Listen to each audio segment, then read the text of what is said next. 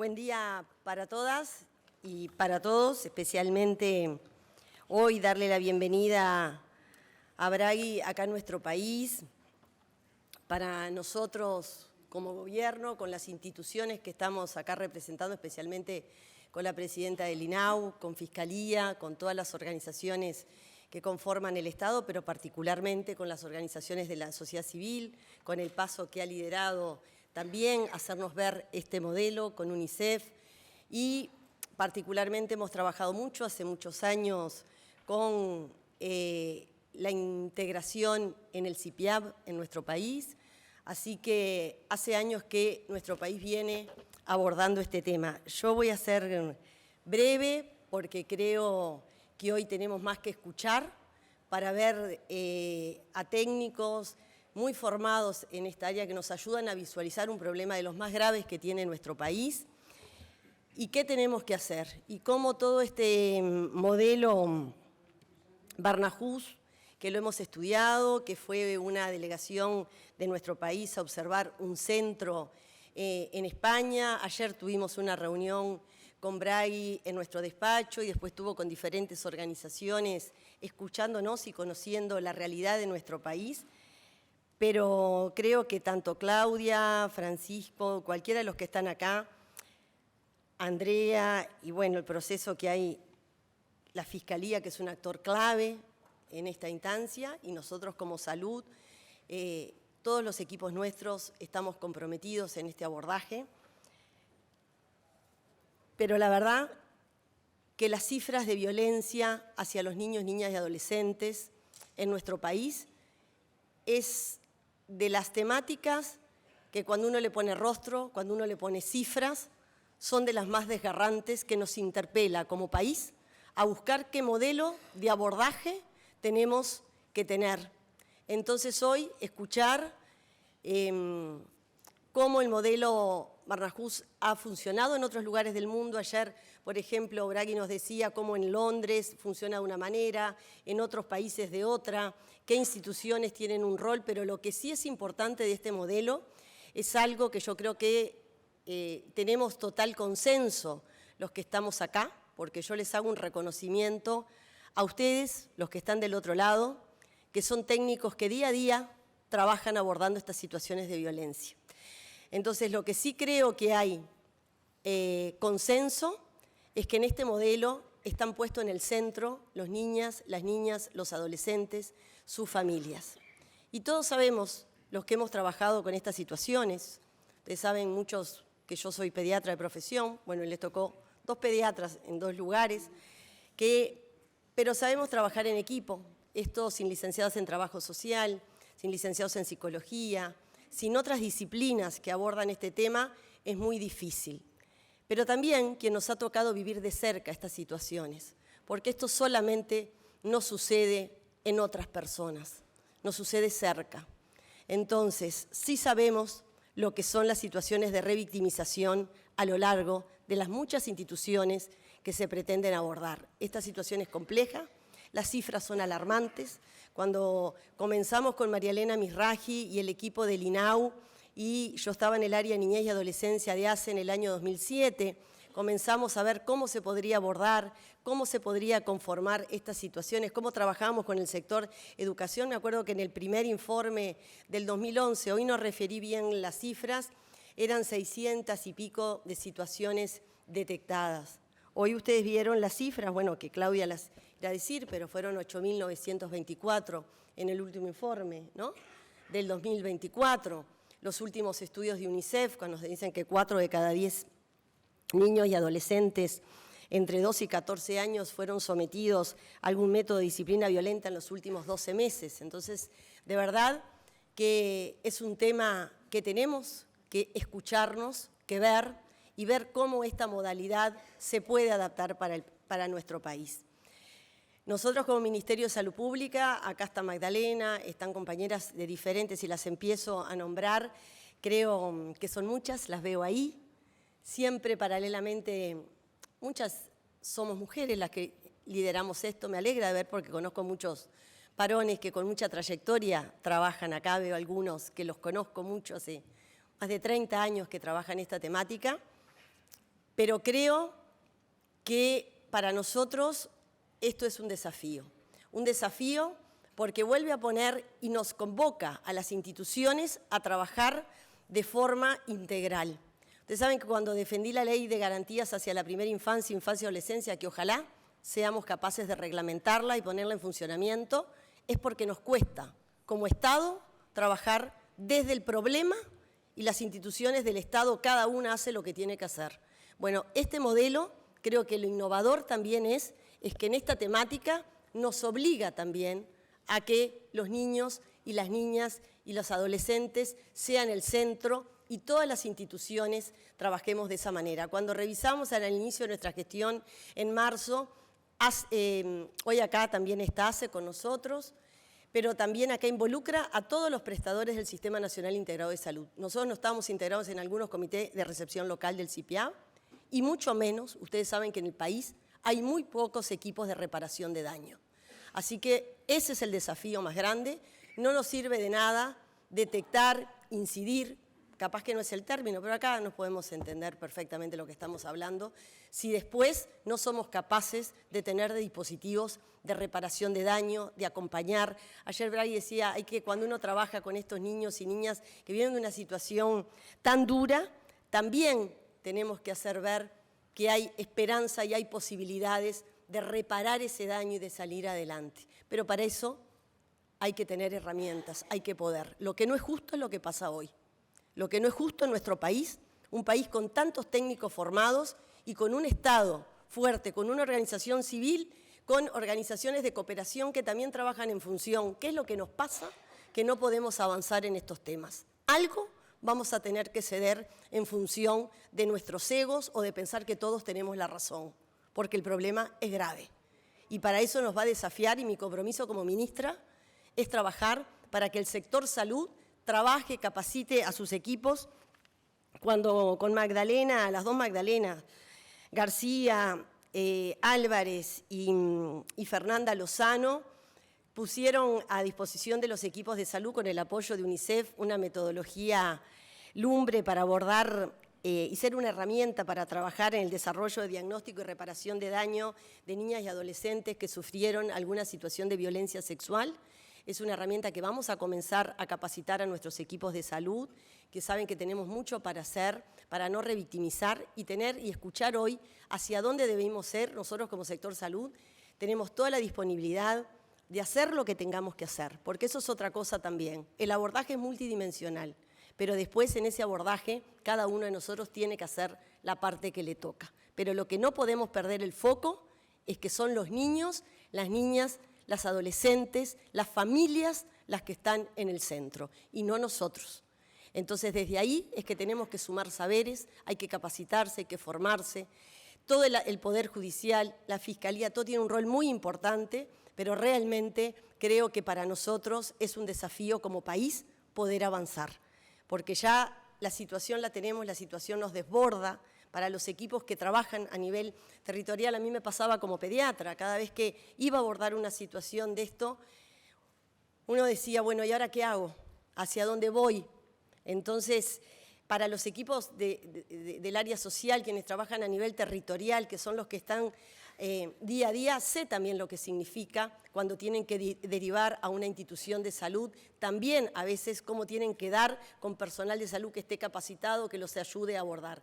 Así que nuestro compromiso es mejorar en nuestra parte, en capacitar a nuestros equipos, en tener las mejores herramientas, sea vías de lo que sea, de capacitación, de formar a nuestros equipos de salud, pero también ver qué decretos hay que acompañar, pero sepan que estamos también para hacer, aprender y escuchar. Lo que sí no podemos hacer es más jornadas de estas, donde volvamos a decir las cifras, volvamos a decir la situación y no estemos avanzando en pasos cualitativos. Eso, la verdad, que me da mucho dolor. En el año 2023 me acuerdo estar en el Palacio Legislativo como legisladora y escuchar y ver esa curva exponencial de datos y ver que no avanzamos y lo que hay se sostiene con el esfuerzo de ustedes.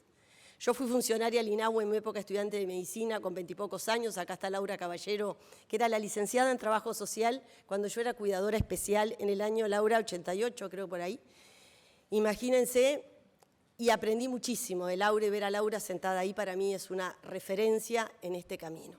Así que muchas gracias a ustedes, que son los que sostienen. Ahora la responsabilidad nuestra como Estado es avanzar con respuestas concretas. Muchas gracias y gracias a Bragui, que tenga la generosidad de venir a este país pequeño del Cono Sur, que ayer le decía que vale la pena que nos apoyen, vale la pena que en el Uruguay se invierta, vale la pena que el Uruguay también desnude sus problemas, porque lo que nos pasa a veces a nivel internacional, que está bien, que tenemos muchas fortalezas, pero el Uruguay tiene que poner sobre la mesa que somos un país de renta media alta, pero con graves desigualdades. Y las desigualdades son territoriales, son de género, son intergeneracionales y de verdad que también son étnico-raciales que están bastante ocultas. Entonces, el Uruguay tiene que avanzar. Acá veo que está Karina Ruiz del equipo nuestro del Ministerio de Salud Pública, porque la mirada de género tiene que estar en estos abordajes, tiene que haber una transversalidad, así que nosotros sabemos nuestras dificultades y todo lo que tenemos que hacer, pero el compromiso de avanzar sí lo tenemos. Muchas gracias. Agradecerles a todos los que están acá, porque de alguna forma se sintieron convocados, porque esta situación nos moviliza. Agradecerles a la Asociación Civil El Paso, porque nos han invitado a ir a Barcelona y constantemente son, ¿no?, ese ruido y esa voz que uno escucha para convocarnos a trabajar juntos. Obviamente este es un trabajo en conjunto. Gracias, Cristina, por estar siempre, a UNICEF también, a la Suprema Corte de Justicia, a la Fiscalía, porque creo que es un trabajo que nos compete a todos. Creo que está bien desnudar, aunque a veces desnudar cueste y duela. Hoy hablábamos de datos. El primer dato que nos debe interpelar es que Uruguay tiene menos de 800.000 niñas, niños y adolescentes menores de 17 años. Solo 800.000. Y que en el 2024 nacieron menos de 30.000 niños. O sea, niñas, niños y adolescentes son una proporción muy pequeña de nuestra población y además cada vez nacen menos. Y frente a ese número tenemos datos que nos horrorizan, que nos duelen, que nos interpelan, que no solo se conjugan en la violencia, también se conjugan en la pobreza y también se conjugan en la salud mental, que entiendo hoy que es un desafío importante que está centralizado en el Ministerio de Salud Pública y que nos convoca a todos a trabajar en forma conjunta. Hoy decían que en el 2024 se registraron, y solo se registraron, porque esto se trata de números en los que ha sido registrados y atendidos, pero que puede haber mucho más, 8.924 casos de violencia en niñas, niños y adolescentes. Y cuando uno los divide por días, porque generan otro impacto, son casi 24 casos de violencia que ocurren por día. Hoy van a ocurrir 24 casos de violencia. 5 de ellos son violencia sexual. Hablábamos hoy de las prácticas de crianza, hablábamos de las prácticas de crianza como una modalidad de crianza, hablábamos además de la exposición de niñas, niñas y adolescentes a maltrato de sus madres o de sus mujeres responsables del cuidado, como también lo trae la encuesta de UNICEF. Que no son una violencia indirecta, como se hablaba desde antes, ¿no? Es niños, niñas y adolescentes sometidos a una violencia directa.